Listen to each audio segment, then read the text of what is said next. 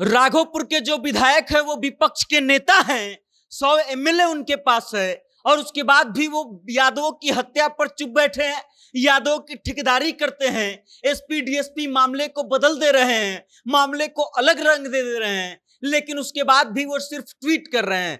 क्या ट्वीट करने से किसी की जिंदगी बदल जाएगी और क्या आपके ट्वीट करने से कुछ हो जाएगा?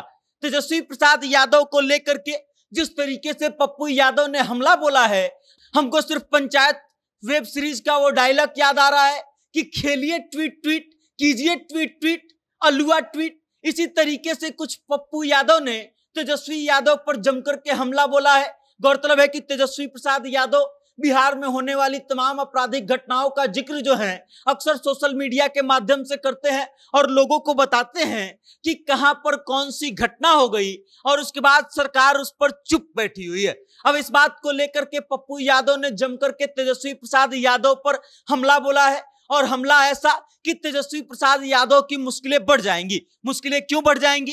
क्योंकि आज से कुछ दिन पहले वैशाली में एक वार्ड पार्षद का हत्या होता है और उसी हत्या हुए परिवार से पप्पू यादव मिलने पहुंचे थे और जब मिलने पहुंचे थे तो उस परिवार के साथ उस परिवार की का दुख देख करके तेजस्वी यादव और चिराग पासवान को पप्पू यादव जमकर धो देते हैं और उसके बाद क्या क्या कहते हैं इन सभी मुद्दों पर विस्तार से बात करेंगे और आपको बताएंगे। लेकिन उससे पहले आप हमारा परिचय जान लीजिए। नमस्कार, मेरा नाम वेद प्रकाश है। आप जनता जंक्शन देखना शुरू कर चुके हैं और कैमरे के पीछे हैं विशाल।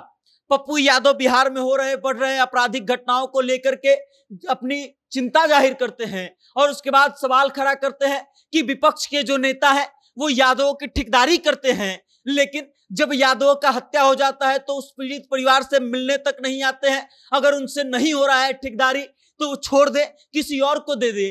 कि हमारे पास 25 एमएलए भी होता तो हम खटिया खड़ा कर देते और बिहार सरकार को बता देते कि विपक्ष किसको कहते हैं। अब इस बात को आप समझिए कि पप्पू यादव न सिर्फ बिहार सरकार पर हमला बोल रहे हैं बल्कि तेजस्वी यादव पर भी जमकर तंज कस रहे हैं।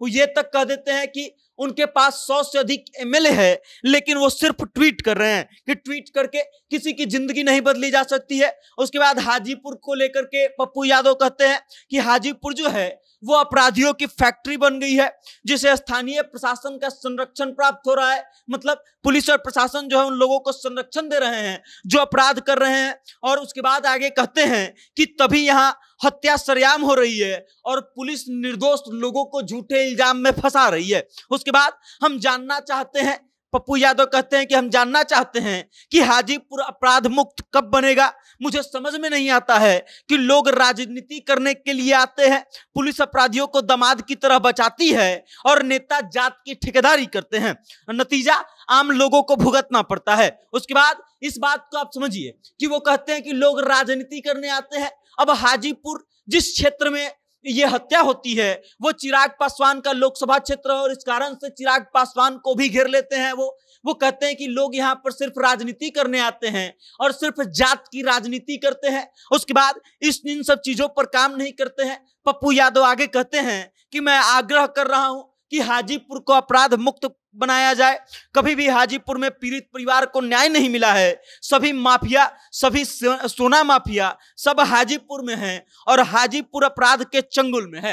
हाजीपुर अपराध का यूनिवर्सिटी बन गया है और हाजीपुर में पुलिस संरक्षण पर अपराधी जो है कांड कर रहे हैं। अब इस बात को आप समझ लीजिए कि जिस तरीके से हाजीपुर के मुद्दे को लेकर के पप्पू यादव हमलावर हुए हैं, सिर्फ तेजस्वी प्रसाद यादव पर ही सवाल नहीं खड़ा कर रहे हैं, बिहार सरकार की पुलिस प्रशासन पर, बिहार सरकार के कानून व्यवस्था पर और उसके साथ ही हाजीपुर लोकसभा क्षेत्र से आने वाले चिराग पासवान पर भी वो जमकर बमक जाते हैं और बमक करके इतना फायर हो जाते हैं कि क्या क्या बोल जाते हैं। अब इस बयान का असर क्या होगा तेजस्वी प्रसाद यादव की तरफ से या फिर राष्ट्रीय जनता दल की तरफ से, इस पर क्या वक्तव्य आएगा या चिराग पासवान अब इस पर क्या कुछ टिप्पणी करेंगे, जो भी अपडेट आएगा हम आप तक लाते रहेंगे। लेकिन तब तक आप हमारे साथ बने रहिए और देखते रहिए जनता जंक्शन।